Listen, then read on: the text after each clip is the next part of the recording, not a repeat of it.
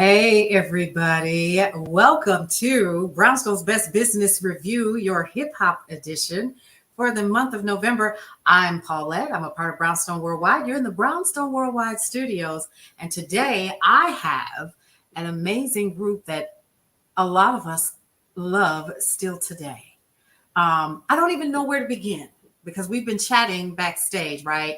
And so now it's time for me to tell you a little bit about these gentlemen before we bring them up. You guys might remember them, especially if you're in our age group, but then some of you all are trying to redo some of the songs that they started. Does this group look familiar to you guys? Or wait, or what about this one? Shall we say put this group up?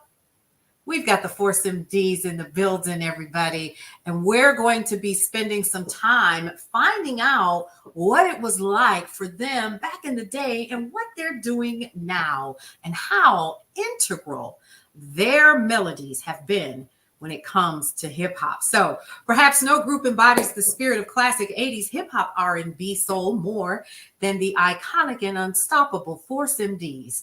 Anyone who has attended a Force MD show knows that from the first words of Tender Love, Here I Lay All Alone, the whole crowd is instantly unified, swaying arm in arm, passionately singing the soundtrack of their lives. The first few bars of timeless classics like Love is a House, Tears, or countless other hits can transform any arena into a nostalgic soul celebration in seconds. We've got some folks to bring to you today. We are honored to have in the building none other than Khalil and Stevie D from the Force MDs. Welcome, welcome, gentlemen. We're Hey, so happy to have you guys here with us today. we're happy to be here. We're happy to be here, actually. Great. Yes. Oh, my goodness. So, first of all, I was saying backstage, you guys look great. Thanks. But let me just say this. The reason why I say that, because when I think back to, according to your bio, this started happening for you guys in 1981. Yeah, 81. Wow. And so back when you guys were first getting started, so I've got questions. I got tons of questions. So when this was first happening, what made you guys decide to come together as a group, or were you put together by a label? Let's start there because that was happening a lot. Okay, we started as a group called we the Fantastic LDs. It was a family group. It's me, myself, my brother Khalil, my brother TC, and our Uh-huh. uncle Jesse. We call Jesse D. Okay. We uh we we're from Staten Island, New York. Okay. Uh, we all grew up, listen to Jackson 5, of course, Mhm. Stevie Wonder, Temptation, Mhm. Mhm. all the favorite Motown artists, Manhattans, Yeah. really influenced us singing. So we were the singing group around the neighborhood that everybody just enjoyed and felt, hey, you guys really got something. These guys, Mhm. Jackson 5, you guys, just giving us all types of encouragement to try to Yeah. get into the business. Mhm. So me, myself, uh, I branched. I was in a group with my brothers, and I branched off on another group. I was in two groups at the same time. I was in a group called the Force MCs with DJ. Oh, This is where the hip hop part comes in to okay. how many fluids. When you listen to the LL Cool J's and Run DMC, you'll often hear them say, "Yeah, Force MCs." These are guys that they're gonna say names. You're gonna hear them say Force MCs. That's Okay. now Got you're it. gonna hear them say Force MCs. Well, we were one of the first groups, like even it comes to rapping, out of Staten Island, New York. This is way Mhm. before good friends of the Wu-Tang Clan. We was the first to come out of Staten Island, New York, and get a rap name. Going into the streets of Manhattan and the Bronx and Yeah. making a name for ourselves, because Staten Yeah. Island was the forgotten borough of New York, and Really? we put it on a map as the Force MCs at first. Just they Mhm. found out, hey, these guys can rap in Staten Island and harmonize. Rap back then in the lower '80s, like rapping and harmonizing melodies to the hip hop beats and stuff. It's pretty much what Drake and them are doing now. But they was doing that way back in the days, like the melodic sound. So we came to we was the Force MCs. So I was in the Force MCs, and then I was in the LDs. The LDs is straight R&B. You know, like crooned a lot of doo-wop, and like I was saying, and Mr. Magic, who was a disc jockey on the radio, discovered the LDs on the Staten Island Ferry singing, and he says, "Hey man, you guys sound really good. You guys ever think about getting a record deal?" And so he introduced us to Tom Silverman, who was the owner of Tommy Boy Records, legendary record label of Tommy Boy Records. So he brought us over there, and this is when my brother Khalil decided to go into some business ventures. And tell him what you did, Khalil. So I went into another direction. You sound a little static.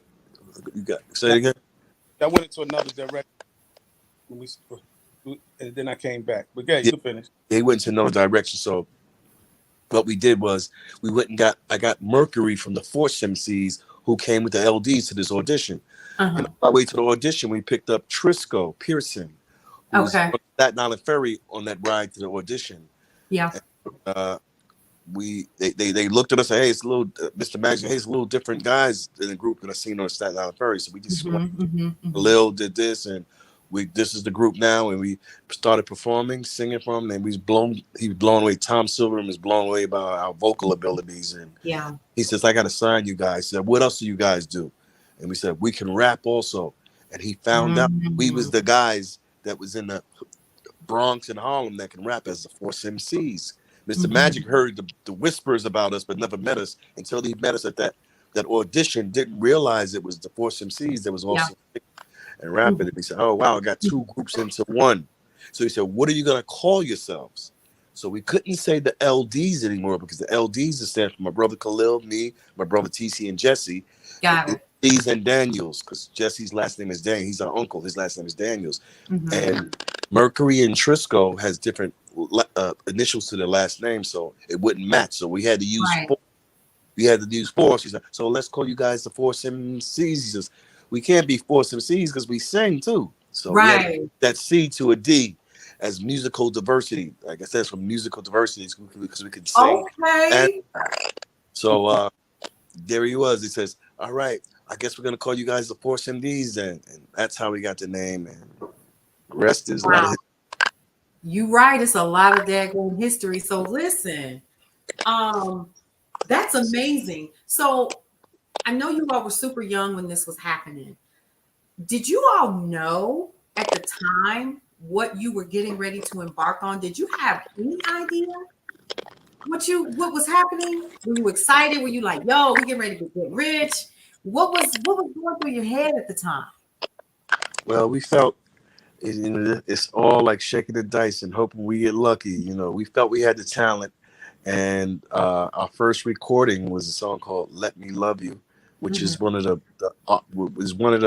architect sounds of R&B, R&B hip hop. So we was kind of says on there, we were one of the blueprints of the R&B hip hop sound, because we had the Texas hip hop beats under our singing with the doo-wop harmonies. We called our style at first hip hop doo-wop, but it's really R&B. So so that was one of the first melodies that caught on. And then "Forgive Me Girl," another like hip hop under the hip hop, heavy hip hop beats under the singing.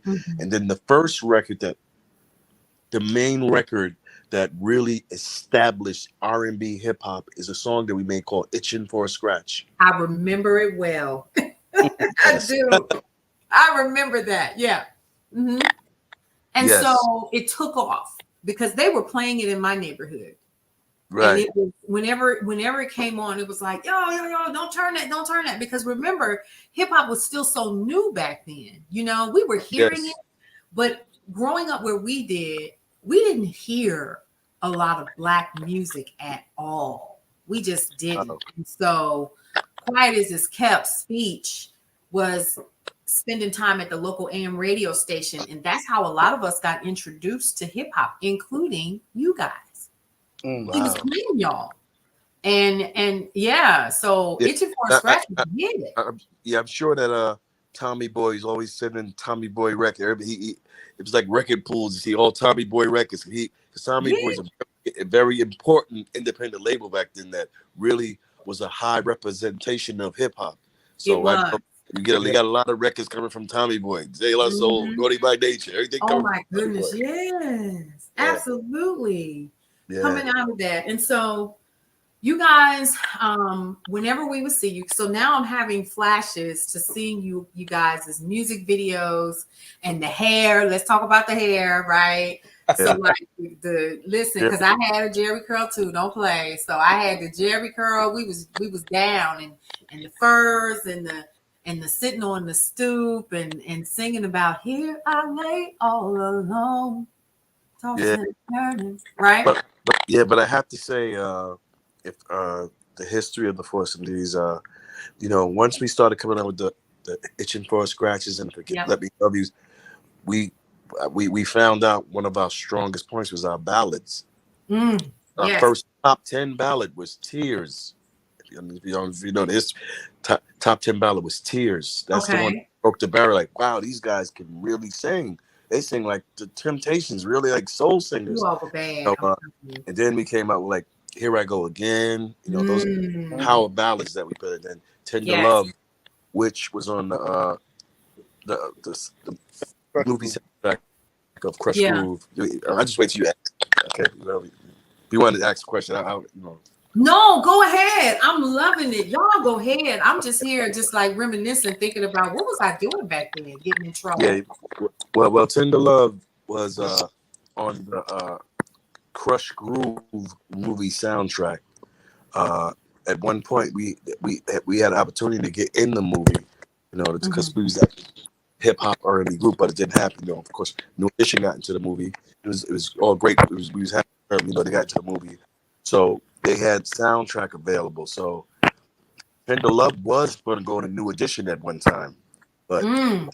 it had record problems contractual problems with the record company that didn't allow them to do it. So Tender Love fell into Force MD's lap. And, we went to the studio. It took us 2 hours to record it. Wait, And wait, wait, wait, wait. Yeah, 2 hours. How long? 2 hours. 2 hours. Are you serious? Yeah.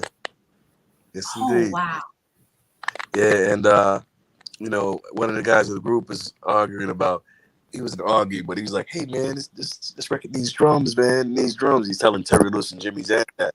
And they were Yeah. saying, nah, man, I think it's good without the drums, man. He said, nah, it needs drums. They was going back and forth, but Yeah. they guaranteed him that the record would be big without the drums, and it was right. The record became big It without was the drums. right. And it was Terry Lewis and Jimmy Jam's first crossover top 10 hit. Their first. Wow. Oh wow. And I believe that 100%. Listen, what I and you know what? It doesn't have any drums, does it? No But they drums. didn't need it because the harmony and the way that you all flowed in the song, people still, boy groups now today, white, black, whatever, are around the world literally singing the harmonies of that song. I don't know if you all know that. Yeah. Yes. So, yeah. And it's not amusing, but it goes back to what you were saying, how you all paved the way for what we now know as R&B hip hop soul. Exactly. So yeah, y'all Yeah, paved the way for yeah, yeah. that. Sometimes we're overlooked and other people take the credit for it, but they know. Like I'm not going to put nobody, but I'm saying like Guy, Right, and they know right. that we're definitely one of the first to architect that sound. Mm-hmm. And when we come out with our documentary and all that stuff, everybody's going to really get a clearer look on what I we see. contribute to R&B hip hop. Mm. People will see more things about us. Interesting. You said documentary, but let's not go there yet. Okay. You guys, first of all, you all have never really stopped working. Even though Khalil, you may have stepped away, did business dealings or whatever, you return back to the group, and a couple of you guys are no longer with us, right? It's four. Four. Okay. Okay. So we've lost a couple of you all. And so now you guys have continued to work throughout all of them. I've seen that you all have your own podcast. You all are, you have your own radio show. You're on like WIGO AM here in Atlanta. You are in several different places in New York. So you guys have continued to work throughout all of these years. So one of the things that we talked about previously was how treacherous, and this is just the truth. We're going to put this out here for those people who are not familiar with how interesting the business of music was back then. Do you recall feeling as if some things may have not been presented to you as well as it could have been from a business perspective? And do you take that as being someone who was just young and didn't know? And did you have to find yourself going back to recoup not only time but money? Well, let me step in. I left the group. I came back to the group in 1990. 1990, I came back, and when I came back in the group, Carlo. Yeah, you hear me? Your mic is yes. You hear me? Can you hear me? Yep, we can hear you. Yep. You got a little static in your mic a little bit. We can hear you though. Yeah. I know. Okay, but like I said, I came back in the group in 1990, like over 30 something years ago, and when I got back into the, like a lot of groups that's from the 80s, they pretty much had the same type of contracts. It was not many of us, or not many of our parents, or not a lot of us had people around us that was educated, to have the lawyers review the contracts and stuff like that. So we always pretty much locked into the contracts that we all had to eventually grow out of it, build from. Yeah. So it's a learning process from your publishing to your points and stuff like that. And being able to negotiate, once your records reach certain numbers, to get more money and know how to pivot from your success, like Queen Latifah and a lot of other people did. Certain things you would have to learn how to do. And like you said, being on the road, dealing with shiesty promoters and want to pay you, and even dealing like you talking behind the scenes, shiesty, that really don't respect value. They want to squeeze you like a orange in a lemonade. For their benefit, for their family, that's not. So you got to make sure the right people around you in order to be able to pick, move forward, create a career, and maintain, your brand and your success. Wow. And it's really interesting that you say that about learning how to pivot, because it sounds like you guys, number one, you've really never stopped working. And I'm sure that that's by choice. You know what I mean? It's not like y'all have to sit down, because again, I'm sure you handled your publishing, you got royalties and things that are coming through, and, just like I do, and so I think one of the things that a lot of people really need to understand is that even though we're hearing 50 years of hip hop, there's so much more that comes with that than people realize. And that's a group of young Black folks who, most of us, didn't come from families with business savvy representation, from family, from uncles, aunties, anybody, being thrown into these, major corporate offices with these people. And we had to figure it out. So we paved the way for a lot of what's happening now. Right. Outside of just being on stage, we had to figure out how to continue to make the money-making machine for ourselves work. Yeah. We wasn't really educated on intellectual properties and stuff like that, stuff like that you can live on, that, all behind the scene. They just wanted your content, your intellectual property, your publishing. They knew they gonna pass it on to their kids, and this continuously coming, whereas we just banked on just burning ourselves out on the road and getting shows, and with the promote, hot as to the agency, the booking agency, you're hot as your last record, so you got to kind of like keep your audience they directly with and start building with and stay in the loop with, but that 50 years of hip hop means a lot. It means 50 years of enduring, building, and maintaining a culture that other people and other generations could, step into and build on and learn from the mistakes we made. But at the same time, be here and see it now is phenomenal. Yeah. It is. It is. And I think, these are maybe the questions that are not being asked. I understand that there are other, publications or whatever who are recognizing so many of you all. And I think that it's a great thing, but the business of music is absolutely that. It's the business of music. And so now here we are. It is 2023. What are you all doing now? What can we expect from the Force MDs now? Well, I just said earlier, we just recorded a Southern Soul record called "I'm Gonna Tell Her," and it's a story. Southern Soul, you gotta have a story. It is so good. Like, I remember when Outkast said the South got something to say. It's coming right back down to the South again.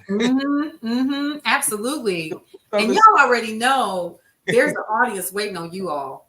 Yeah, this Southern is so wide open. But other than the Southern Soul, like, my brother Steve got a new book out called Necessary Force, and he tells his story of pretty much what took place in the journey of the Force MDs. And, we did do an Unsung a few years ago, and it got great reviews. But like we were saying earlier, we got a documentary, and we got some other things, mini-series that we've been working on, people with writers and stuff like that. As well as we got a media company called Uni TV and Radio, pretty much where we do, podcasting, host podcasting, produce podcasting, and we also have radio shows like the one I was saying in Buffalo and in Georgia. So we just kind of just staying relevant, staying on platforms, staying engaged and directing, with our audience, and just kind of rebuilding a new audience. And I got to say that the member that's missing right now is our nephew. That's our sister's son, Zaim. He also he sings with us, and he's doing he has a solo album also coming out. He's a producer, Ice-T. Okay. What do you call Ice-T with him? He's Ice-T is representing them. Yeah, representing. He's represented by legendary Ice-T, and he has an album out right now called Butter Smooth by Zaim with a Z. Okay, I'm gonna definitely have to check that out. Yeah, he did some of Ice-T asking to do some of the standard remakes of some of Ice-T's favorite songs, and did a remake of a lot of great songs. Sade, man, they did Maxwell. He did Stylistics. It's just a bunch of them, and he's a excellent vocalist. You will definitely hear it. He's definitely something to be reckoned with coming out soon. Keep your eye on. Yeah, rely on it.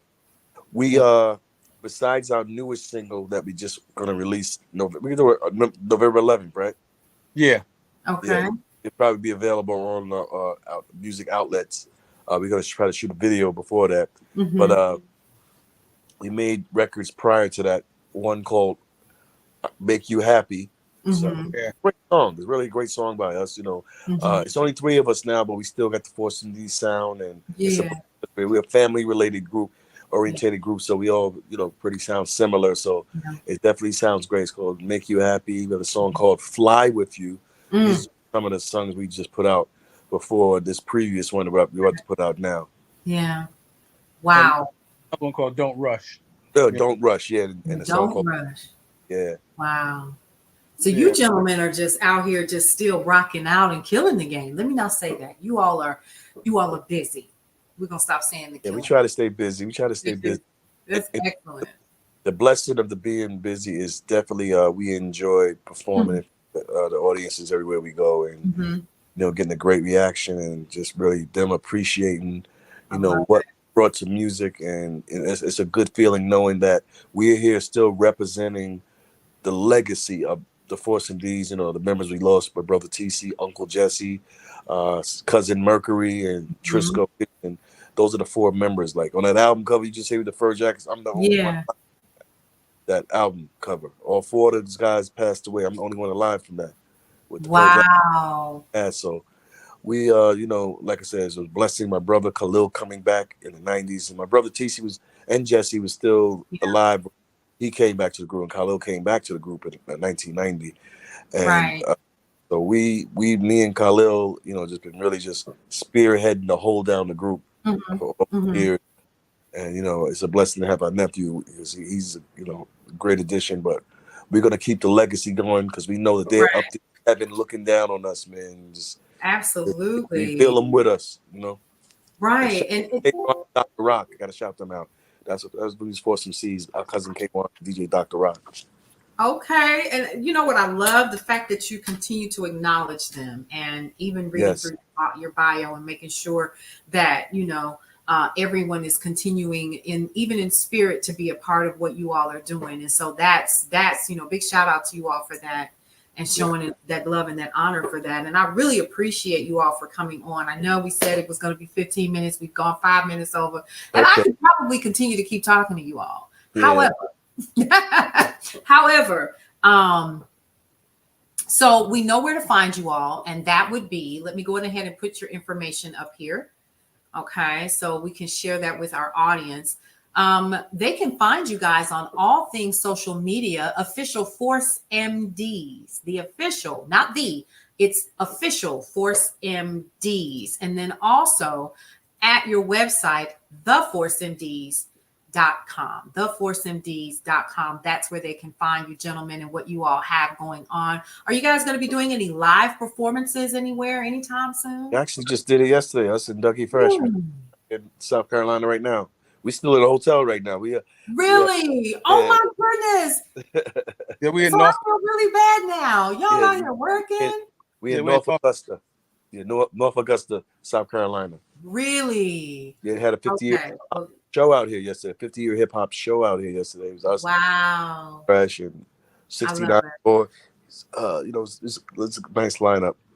I love it. I love it. Yes. So listen, I know that you gentlemen are probably wanting to get your rest. I don't want to keep you. This has been amazing. Do not hang up, okay?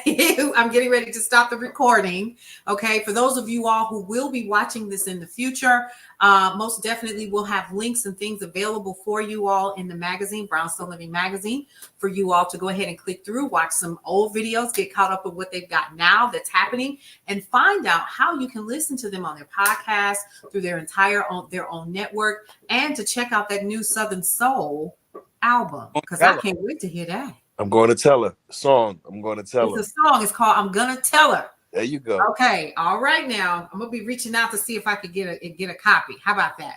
Yeah. All right, you guys. It's been a pleasure. Do you have any last words? Because here's something I always ask everybody that we've been interviewing. I've got 2 questions. 1, when did you fall in love with hip hop? And 2, what advice would you give those who are coming behind you? I fell in love with hip hop when I heard Melly Mel of the Furious 5. When I heard his voice, I fell in love with hip hop because he just came right. He just right through me. It just went right through me, and the conviction of his voice really made me love hip hop. Melly Mel. Melly Mel. Okay. Well, I think when I heard Melly Mel on Beat Street, what's the one the rap? Beat Street, the king of the beat. Right. Across the street. Yeah. Melly Mel. And I do want to say Damon Haywood, Nate Sharon, and Sean Waters. These are guys that was active members with the group for a period of time. And just want to shout them out. You know what I mean? Because they always what we doing. Awesome. I love it. I love this. Once again, gentlemen, this is a pleasure and an honor to have you all on the Brownstone's Best Business Review for our 50 years of hip hop Brownstone Living Magazine edition for November 2023. This, ladies and gentlemen, is the Force MDs once again. Don't forget, you can always check this out because this is going to be evergreen. We're not going to get rid of it. This is an honor to have you guys in the building. If there's nothing else, hang around for a few seconds, guys. I'm going to get us up out of here. Thanks again for joining us for another edition of Brownstone's Best Business Review. We'll see you around. All right.